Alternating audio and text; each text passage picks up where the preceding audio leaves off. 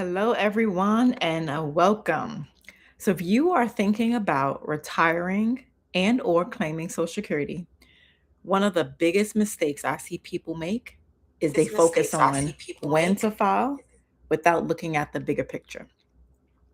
And this is one of those things where you got to get right. Social Security is just one piece of your retirement plan, but the decision that you make around it can impact you and your family for years to come.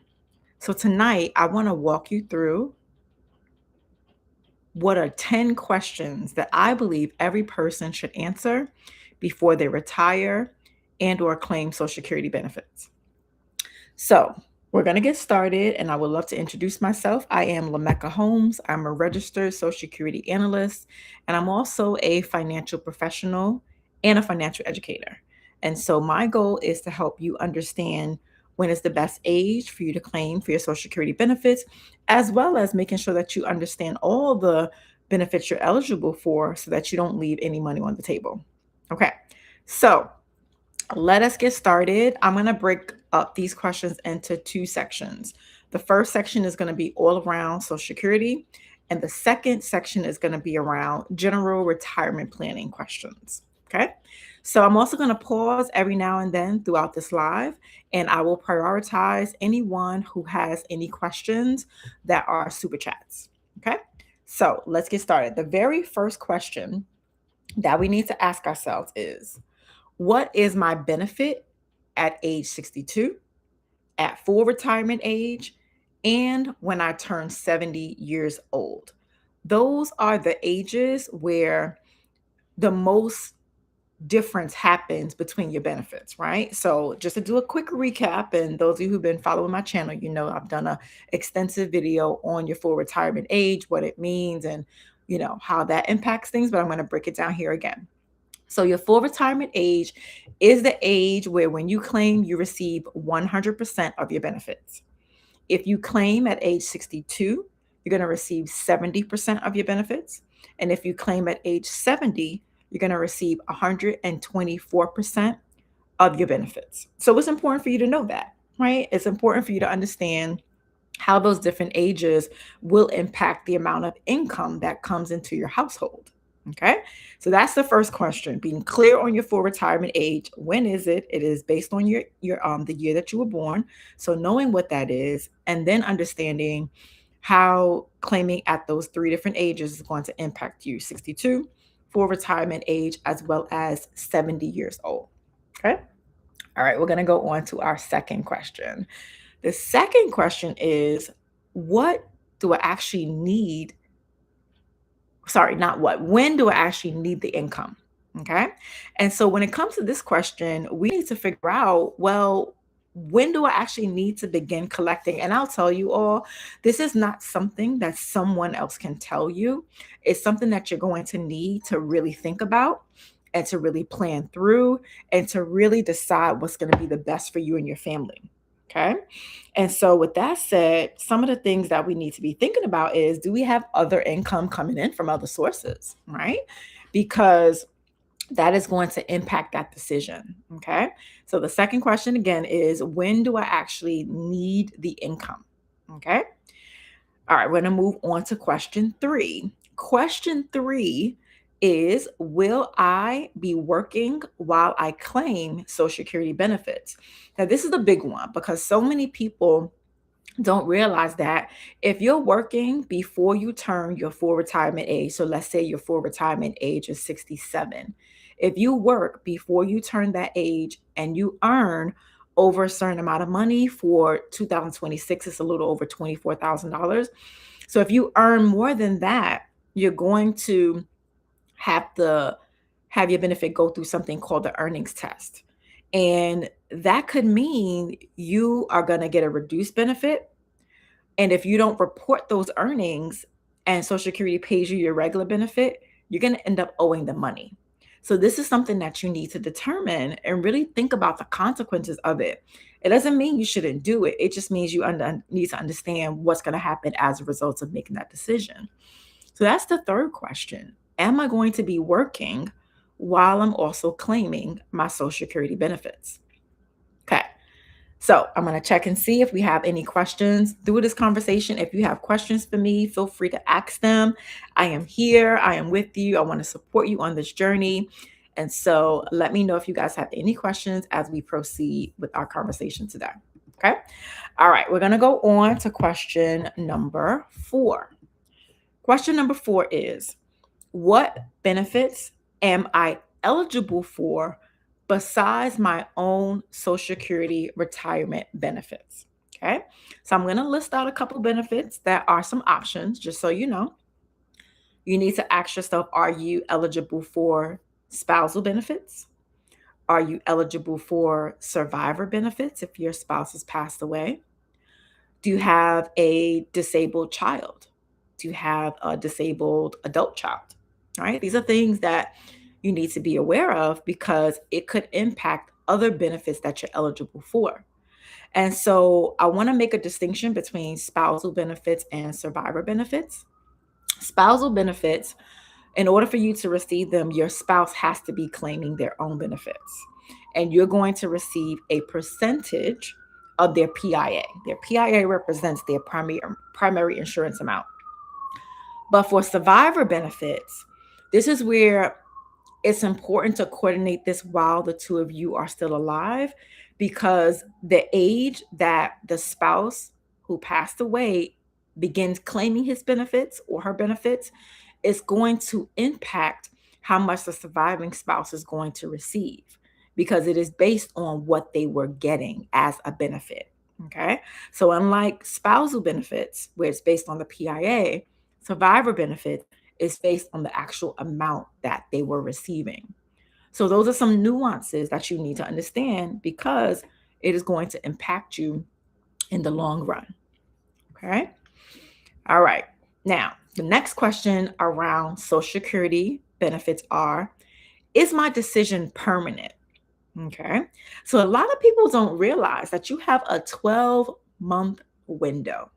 So let's say you claim benefits at 62 and you meet someone like me and we have a conversation and I help you do an analysis and you realize, you know what? I actually think I need to wait until my full retirement age. That would have been a better decision for me. You need to make that change within 12 months. Beyond that, you're pretty much locked in with whatever you've selected. And so if you decide that you want to stop your benefits, you will owe the Social Security Administration whatever amount you've received so far within that 12-month window. You'll need to give that money back. And then when you're ready to actually claim, you're going to apply all over again. Okay. Kind of like a restart. A lot of people aren't aware of that, right? So it's something that I want you to be aware of because it might be something that you can benefit from. Okay. So those were the first 5 questions. I'm going to recap them really quickly. And then we're going to go on and discuss the next 5 questions around just in general retirement planning. So again, the first question is, what is my benefit at age 62, full retirement age in 70? Second question is, when do I actually need this income coming in from Social Security benefits? Third question is, will I be working while I claim? And the fourth question is, what benefits am I eligible for besides my own Social Security benefits? And then the fifth question is, how permanent is my decision? These questions are important, and it's things that you need to be fully aware of so that you can make the right decisions for you and your household. Okay, so we're going to transition to part 2 of our conversation. And again, this is around planning for retirement in general. Okay, so question 6 is, where will the rest of my income come from? Okay, because most people, their Social Security benefit does not allow them to completely pay off their expenses and anything else that may come up along the way throughout their retirement season. So we need to think about, where is that other income going to come from? And so some places it could come from is from a pension that you've received from your job that you are fortunate enough to receive, because the reality of it is most jobs right now are not offering a pension. So that's one place. You could be receiving benefits from, well, not necessarily benefits, income from a 401k or a 403b, a retirement account that you've set up with your job. You could also have a traditional IRA that you set up on your own. You can have a Roth IRA that you've set up as well. You could even be receiving dividends. Potentially, you've invested in some stocks. So there's other income that matters in this scenario. And it's important for you to be aware of where all the buckets are so you know how to figure out how you're going to withdraw them throughout your Social Security, throughout your retirement planning. Okay. All right. Next question is number 7. How will my income be taxed in retirement? Now, this is a huge one. So many people don't understand the tax implications. And when I tell you, if this is one area that you are unsure about, it can surprise you in ways that you don't want. Okay. So I want to give you 3 buckets. The first one is taxable income. That is income that you claim on your W 2 every year. And you claim it when you file your taxes, and the IRS, sorry, not on your W-2. When you file your taxes, you claim it every single year, and the IRS is going to tax you on a yearly basis for that. Okay. That is taxable income. And typically that will be money that you have in stocks, bonds, mutual funds, your regular checking and savings account. And that income gets taxed for the most part around 15%. Okay. So I want you to think of it this way. Let's say you've had an account and it grew by $500,000 and you began to withdraw from it. Let's say you withdraw the whole thing over the lifetime of that amount of money. You're going to be paying around $75,000 in taxes on it. Now let's transition to tax deferred accounts. Those accounts are like your 401k, your 403b, traditional IRA, retirement accounts that you set up where you didn't pay taxes when you put the money in, but when it's time for you to withdraw, you are going to pay taxes on them. Now, those accounts are taxed around 30%. Okay. And so that same person who had around $500,000 that they've, grown in their account, they're going to spend around $150,000 in taxes. And the third bucket is tax advantage accounts. Now, these accounts are amazing because the money that you put in has been taxed already. Therefore, when it's time for you to withdraw, you don't pay any taxes on it. And so there's 2 types of accounts that work this way. And only 2 that exist are cash value in a permanent life insurance policy. And the other one is a Roth IRA. So the money that you have in those accounts, as it's growing, when it's time for you to take the money out and use it, you don't have to pay taxes on them. Okay. So I'm going to slide in a little bit of a conversation now about Social Security and how that's taxed, because this is an important thing for you to be aware of as well. So depending on your overall income that you're receiving, your Social Security benefits may or may not be taxed. Okay. So if you're under a certain amount, and honestly, that amount is very, very low. If you're under a certain amount, if you're under a certain amount, none of your benefits will be taxed. And if you are a little bit higher than that, around 50% is going to be taxed. And then it can go up to 85% of your benefits. So out of the whole entire 100, 85% of them will be taxed at the tax rate. Okay. So it's just, again, something for you to be aware of, because we need to make sure that we are aware of all the little nuances, because it's going to impact the decisions that we make. Okay. All right. We're going to continue. Let me check and see if you guys have any questions. All right. So far, so good. No questions. So now the 8th question that we need to ask is, how long does my money need to last? And this question has to do with life expectancy. And so statistics show that women tend to live longer than men. So when you're having this conversation about, you're in a couple, you're part of a couple with someone, and you're trying to figure out, well, when should I claim? When should you claim? You have to consider life expectancy, thinking about your family history. Are there people in your family that have lived into their 90s, 100 years old? You need to be aware of that, because the longer you live, the more money you're going to need to sustain yourself. Okay. So that's another category. The 9th category that you need to be thinking about, and the question you need to ask, is what risk could disrupt my plan? What could come up that would derail the things I have in place? So I'm going to list out some things that people may not really think ahead of to really set themselves up to win. And so one of them is a change in the market. And so a lot of people are experiencing this right now. If you checked your 401k statement recently, considering all that's going on in the economy and politics right now, people's 401k accounts have reduced. So now I want you to think about if you have, planned to distribute from your 401k account a certain number of amount of money per month, and then all of a sudden your account has a drastic hit of 20%. That may impact how much money you can withdraw. And so I always like to tell my clients that when you're of age where you're approaching retirement and you're in retirement, yes, your retirement season, you may not want to have 80 and 90% of your portfolio in the stock market. There are better options. And one of the options that I would definitely encourage you to explore, and you can reach out to me if you'd like some more information about it, is a fixed indexed annuity. These products are amazing because you can have them set up where they're growing for you, or you can get lifetime income from them. And the beautiful part about it is that they're not exposed to the stock market. So the money that you put in, you have zero risk of losing any of it. Okay. All right. Now, another thing that could come up is a health challenge. Unfortunately, a lot of people don't plan for long-term care needs. And over 70% of Americans are going to need some form of long-term care. And so I want you to think about, as you are planning for retirement, have I secured long-term care for myself? You can get it as a standalone option, or you can get it as part of a life insurance policy as a rider. Again, feel free to reach out to me. I would love to have a conversation with you just to make sure that you're covering all bases when it comes to planning for retirement. Right? Okay, we're going to continue. And the next question, and the final question that you need to be asking yourself when it comes to retirement planning is, do I have a coordinated strategy, or do I just have a bunch of retirement accounts? And I tell you, most people just have a bunch of accounts. They don't understand how they're going to be taxed. They don't understand how much they should be withdrawing. They don't understand required minimum distributions, what happens when you turn 73 years old.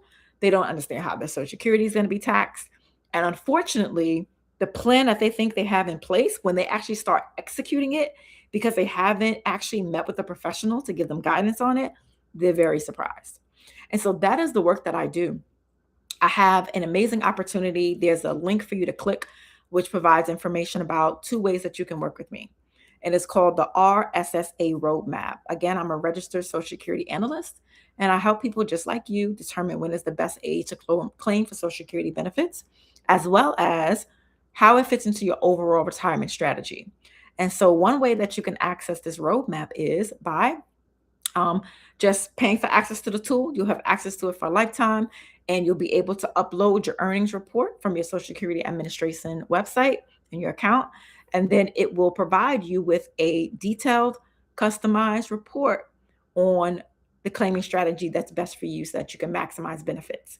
Now, if you would prefer instead to have my guidance along this process where we can talk about other things and how this fits into your overall retirement strategy, we can have that conversation as well. And when you click on the link, you'll see 2 options available there for you to take advantage of. Okay.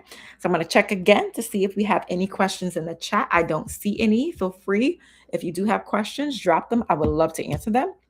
And so what I want to end off this conversation with is that planning for retirement is one of those things where you have to get organized to do it. You need to be aware of your life insurance policies. Do they meet your needs? Do you need to make some changes? Do you need to increase amounts? Do you need to, adjust some things? How is your estate planning going? Do you have a will? Do you have a trust? Okay. These are things that we need to be thinking about, because planning is going to really help you have a peace of mind and to know that you have things in order when that unfortunate time comes. Okay. Especially when it comes to around estate planning. So I enjoy this time with you. Feel free to reach out to me if you have any questions, and feel free to, check out the videos on my channel. I've done a lot of videos around how to apply for Social Security benefits, the things that you need to be aware of in that process. And again, if you want to work with me one-on-one, you can feel free to click the link in the description of this video and the chat here, and you'll have an opportunity to get access to the roadmap tool, which will provide you with the guidance you need around claiming for your Social Security benefits. Have a good evening. Bye, everyone.